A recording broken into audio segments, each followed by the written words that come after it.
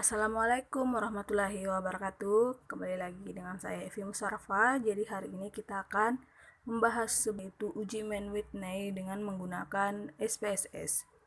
Di sini kita akan mengetahui lebih dulu tentang konsep dasar dari uji Mann Whitney itu sendiri. Yang pertama, uji Mann Whitney bertujuan untuk mengetahui ada tidaknya perbedaan rata-rata dan sampel yang tidak berpasangan di dalam uji Mann Whitney. Yang kedua, jumlah sampel yang digunakan tidak harus sama. Selanjutnya yang ketiga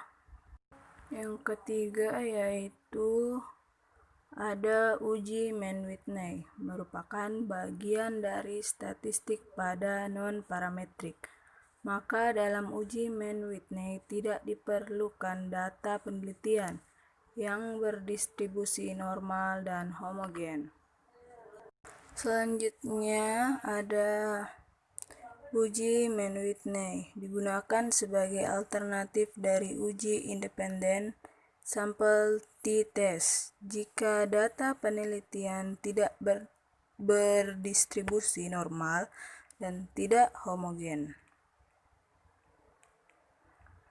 Baik, maksudnya pada umumnya dengan parametri statistik dengan data yang distribusi normal dan homogen. Baik, ini tadi pembahasan kita tentang konsep-konsep dasar dari uji Mann Whitney dengan menggunakan SPSS. Baik, selanjutnya kita akan melanjutkan ke bagian berikutnya, yaitu ke bagian contoh kasus Mann Whitney.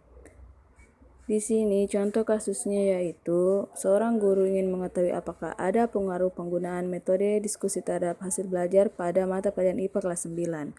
Untuk keperluan tersebut, guru tidak menggunakan metode diskusi pada kelas A dan menerapkan metode diskusi pada kelas B. Kemudian, guru tersebut memberikan ulangan untuk masing-masing kelas dengan soal yang sama.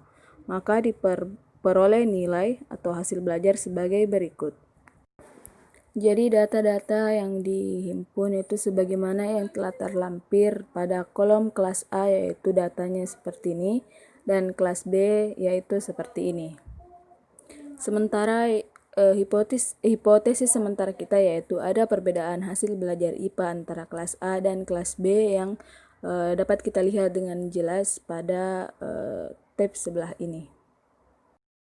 Jadi selanjutnya kita bisa perhatikan tabel yang ada di Excel ini, di mana ini kelas A pada hasil belajar IPA, maksud saya kelas B. Jadi terdapat kode untuk kelas A dan kelas B, yaitu A kode 1 dan B kode 2. Kelas A yaitu di mana guru tidak menggunakan metode diskusi, sementara kelas B guru menggunakan metode diskusi. Selanjutnya kita melangkah ke langkah-langkah uji Mann Whitney dengan SPSS. Di sini ada dengan cara menginput data, analisis, dan output SPSS maksud saya. Selanjutnya kita akan pindah ke halaman SPSS. Inilah tampilannya. Dan kita melangkah ke variable view. Selanjutnya pada bagian name saya tulis dengan hasil, dan pada bagian label saya tulis juga dengan hasil belajar IPA. Selanjutnya pada name nomor 2 saya tulis kelas, dan pada label nomor 2 saya tulis kelas juga. Untuk pada kolom tipe, width, sampai dengan roll kita biarkan begitu saja dan tidak merubah isi dari kolom tersebut. Selanjutnya pada bagian value di bagian kelas kita klik lalu muncul kotak dialog. Pada bagian value kita tulis angka 1 seperti yang ada di kode A ini, bahwa itu kelas A. Dan labelnya kita tulis kelas A lalu kita add dan akan muncul. Selanjutnya kita tulis angka 2 dan labelnya kelas B, lalu seperti tadi add dan oke. Untuk tahap pemberian nama pada variabel penelitian sudah kita lakukan. Selanjutnya kita klik data view untuk memasukkan data. Jadi di sini sudah ada variabel hasil dan kelas. Kita akan menginput data dari masukkan nanti ke dalam SPSS. Sini sudah tercopy. Pada kolom 11 kita lanjutkan dengan kelas B. Kita copy lalu kita paste di kolom SPSS ini. Sudah.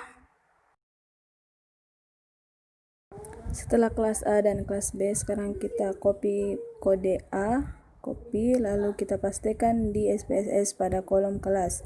Kita lakukan hal sama dengan kode. Kita copy juga di sini.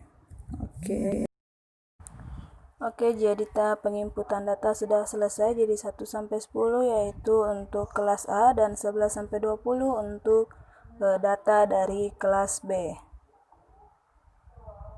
Selanjutnya kita klik analyze dan non-parametric test, lalu legacy dan to independent sample. Setelah itu akan muncul kotak dialog. Di sini ada tes independent sample test. Pada hasil belajar ada test value list. Kita klik dan kelas pada general variable. Lalu pada grup 1 kita tulis 1 dan pada grup 2 kita tulis 2. Setelah itu klik continue dan pada text type sini kita bisa lihat, lalu kita oke dan akan muncul seperti ini. Tugas kita adalah untuk menginterpretasi hasil atau output dari min Whitney test ini. Di sini ada min rank. Selanjutnya pada bagian ini adalah jumlah sampel, kelas A 10, kelas B 10 dan totalnya ada 20. Jadi untuk lebih lanjut kita akan membahas maksud dari tes statistik ini. Dan sudah ada saya siapkan pada halaman selanjutnya. Kita cek sama-sama. Ya, jadi di sini ada dasar pengambilan keputusan Mann-Whitney. Pertama, jika nilai asumsi kurang dari 0,05 maka hipotesis diterima. Dan yang kedua, jika nilai asumsi lebih besar daripada 0,05 maka hipotesis ditolak.